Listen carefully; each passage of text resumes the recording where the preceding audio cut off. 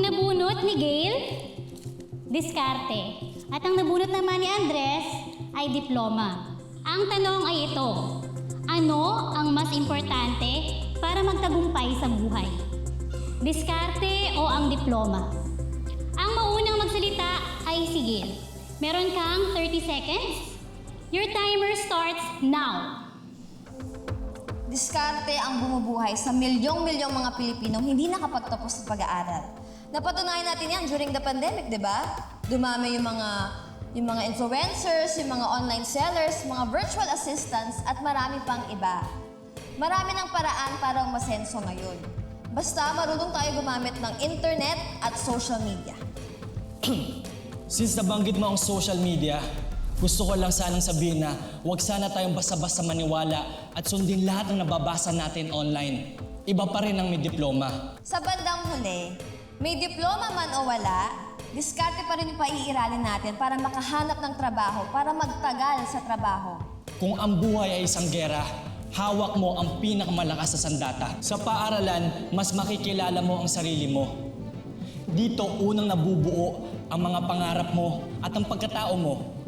Kaya mag-aral ka muna. Kapag may diploma ka na, saka natin pag-usapang yang diskarte. Salamat po. Iba talaga ang future valedictorian natin.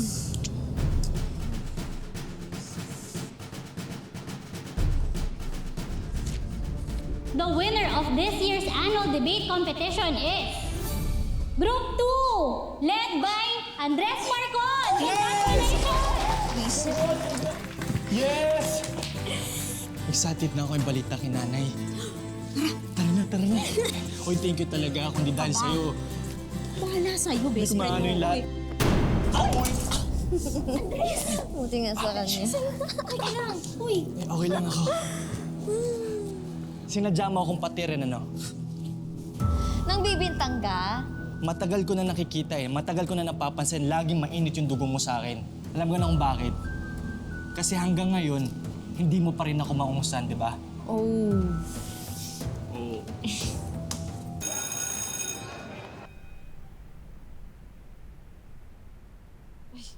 Gail, you know I'm always rooting for you.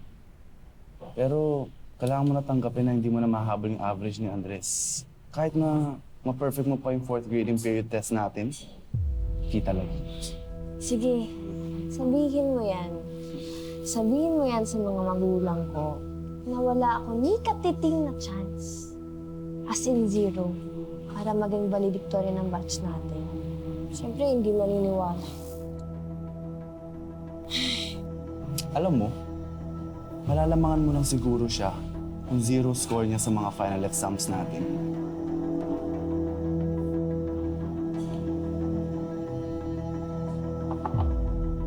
What if?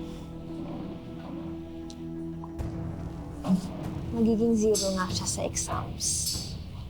Dahil hindi siya magte-take ng exam. Paano?